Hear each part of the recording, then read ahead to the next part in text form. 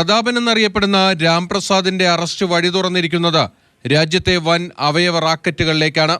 ഇയാളാണ് രാജ്യത്തെ ഒട്ടുമിക്ക അവയവ കച്ചവടക്കാർക്കും വൃക്കദാതാക്കളെ കൈമാറിയിരുന്നത്. പാവപ്പെട്ടവരെ നിസ്സാര പണം നൽകി കെണിയിലാക്കിയാണ് രാംപ്രസാദ് അവയവ റാക്കറ്റുകൾക്ക് നൽകിയിരുന്നത്. ഇരകളെ കണ്ടെത്തിയാൽ അവരുടെ രക്തപരിശോധനയടക്കം നടത്തി ഒരു ഡാറ്റാബേസ് തന്നെ രാംപ്രസാദ് തയ്യാറാക്കി വയ്ക്കും. വൃക്ക ആവശ്യം വരുമ്പോൾ ഏത് സംസ്ഥാനത്തു നിന്നുള്ള റാക്കറ്റാണെങ്കിലും രാംപ്രസാദിനെ ബന്ധപ്പെടും. ആവശ്യമുള്ളിടത്ത് ഇയാൾ ദാതാക്കളെ എത്തിച്ചു നൽകും. രാംപ്രസാദിനെ ചോദ്യം ചെയ്തതിൽ നിന്ന് ഞെട്ടിക്കുന്ന വിവരങ്ങളാണ് പോലീസ് ലഭിച്ചത്. ഓരോ വർഷവും രാജ്യത്ത് നടക്കുന്നത് കോടികളുടെ അവയവ കച്ചവടമാണ്. പശ്ചിമബംഗാൾ, മധ്യപ്രദേശ്, കർണാടക, തമിഴ്നാട് എന്നിവിടങ്ങളിലെ വൃക്ക കച്ചവടക്കാരെക്കുറിച്ചുള്ള തെളിവുകളും പോലീസിന് കിട്ടിയിട്ടുണ്ട്.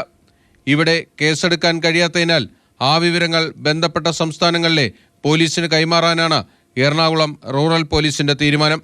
ഇറാനിൽ പോയി വൃക്ക നൽകിയ ഏക മലയാളി പാലക്കാട് സ്വദേശി ഷമീർ എവിടെയെന്ന ചോദ്യത്തിനും പോലീസിന് ഉത്തരമായിട്ടുണ്ട്. മെയ് പകുതിയോടെ ഇറാനിൽ നിന്ന് മടങ്ങിയെത്തിയ ഷമീർ കോയമ്പത്തൂരിലെ ഒരു ലോഡ്ജിൽ തങ്ങിയിരുന്നു. പോലീസ് അവിടെ എത്തുന്നതിന് മുൻപ് ഇയാൾ കടന്നു കളയുകയായിരുന്നു. ഇറാൻ അവയവക്കടത്തിൽ രാംപ്രസാദിനെ ഉടൻ കസ്റ്റഡിയിൽ വാങ്ങി കൂടുതൽ തെളിവുകൾ ശേഖരിക്കും. ഇതിൽ നിന്ന് രാജ്യത്തെ അവയവ റാക്കറ്റുകളെക്കുറിച്ച് ഇനിയും കൂടുതൽ വിവരങ്ങൾ പുറത്തുവരുമെന്നാണ് പ്രതീക്ഷിക്കുന്നത്. ബിനിൽ, മാതൃഭൂമി ന്യൂസ്, കൊച്ചി.